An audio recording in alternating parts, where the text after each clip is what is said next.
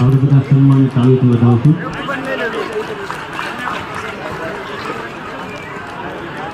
ત્યારબાદ ભૌતિકસિંહ ધર્મેન્દ્રસિંહ પાલીતાણા અને સત્યપાલસિંહ નિર્મલસિંહ પાલીતાણા આ બંનેનું સન્માન રેવતુભા અહીંયા નીચે કરશે. તો બંને ભાઈઓ અત્રે ઉપસ્થિત થાય અને રેવતુભાના હસ્તે પોતાનું સન્માન સ્વીકારે કેસ ફેરવશે.